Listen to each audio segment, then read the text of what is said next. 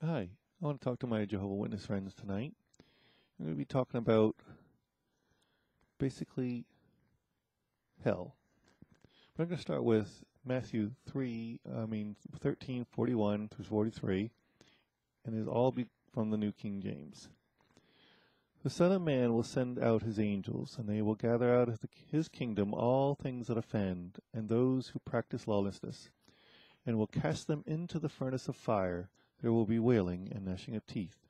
Then the righteous will shine forth as the sun in the kingdom of their Father. He who has ears to hear, let him hear. And then we go to Revelation 19:20. Then the beast was captured, and with him the false prophet who worked signs in his presence, by which he deceived those who received the mark of the beast and those who worshipped his image. These two were cast alive into the lake of fire, burning with brimstone. Now I'm going to read Revelation 20:7 through 15. Now when the 1,000 years have expired, Satan will be released from his prison and will go out to deceive the nations which are in the four corners of the earth, Gog and Magog, to gather them together to battle, those whose number is as the sand of the sea. They went up on the breadth of the earth and surrounded the camp of the saints and the beloved city. And fire came down from God out of heaven and devoured them. The devil who deceived them was cast into the lake of fire and brimstone, where the beast and the false prophet are, and they will be tormented day and night forever and ever. Then I saw a great white throne, and him who sat on it, from whose face the earth and heaven fled away. And there was found no place for them. And I saw the dead, small and great, standing before God, and books were opened. And another book was opened, which is the book of life.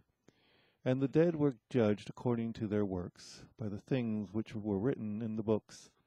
The sea gave up the dead who were in it, and death and Hades delivered up the dead who were in them. And they were judged, each one according to their works. Then death and Hades were cast into the lake of fire. This is the second death. And anyone not found written in the book of life was cast into the lake of fire. Now, I know you might say that sounds mean and it sounds harsh. And how could God do such a thing? And how could it be real? But this is what the Word says. But put it to you this way.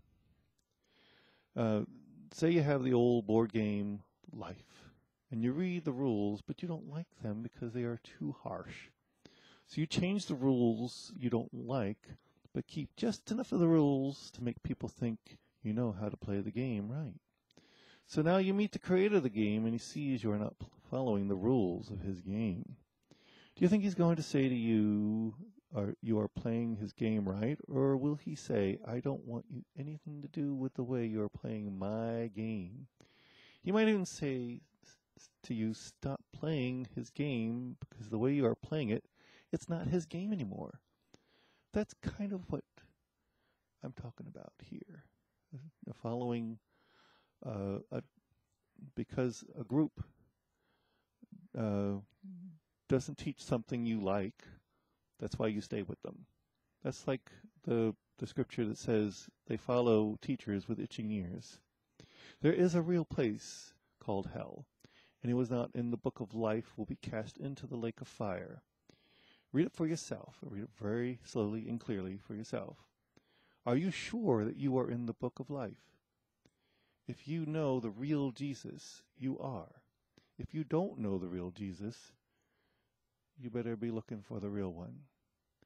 Thank you. Have a good evening.